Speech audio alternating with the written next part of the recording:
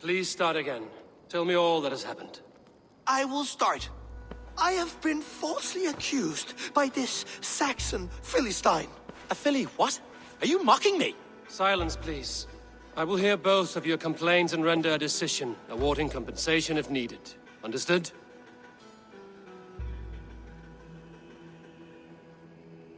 Rowan, tell me your version of these events. As you are aware, Holger and I are neighbors. Near enough that I often catch him at my stables, stealing my tools. Borrowing. Holger, let him speak. Stealing, borrowing. My point being, I have always allowed him to use whatever he pleased. I greatly admire your Norse generosity and had hoped to match it. But this morning, Holger stretched the limits of my grace. Entering my stables for their feed, I found my most beautiful, gentle mare stripped of her tail. Bereft, not a strand in sight. I am ashamed to say my natural suspicion drew me to Holger, and how right I was. For when I peered across the lane, there he was, gripping a horsetail brush slathered with indigo, dragging it across a sheet of... Painting, Rowan. I was painting. You make it sound so crude. You see?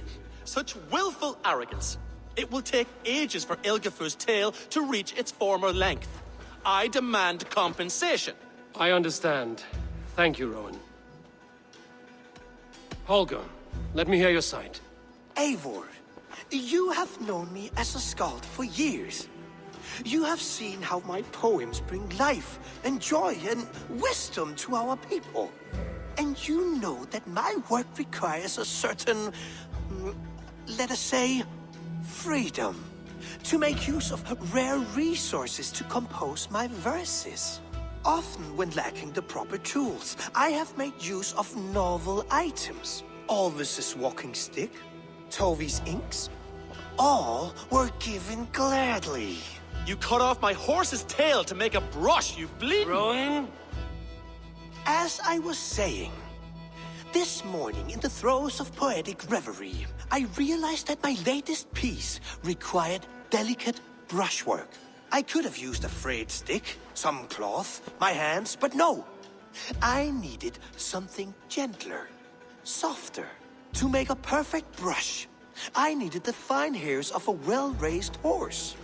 And so I availed myself of a local resource.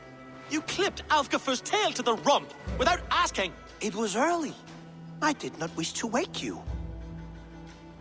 Thank you, Holger. I believe I understand your position. I believe I have heard enough. If you will... My horse looks like a fool, Eivor. No handsomer than a donkey now. You must do something. Do not conflate hair with beauty, Rowan. She remains radiant. Elgifur's hair will grow back in no time. Quiet, both of you. Now listen.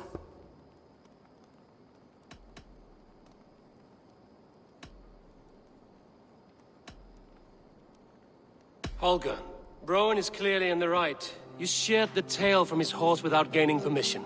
I borrowed the tail. Borrowed! Does the reality of regrowth not make this a victimless crime? It is a two-victim crime, Holger. Though they are unharmed, you took without asking, and that will not do. As the horse's value has diminished significantly, you will pay Rowan its market price. But the horse was not for sale. Rowan, admit it. My decision is final, Holger.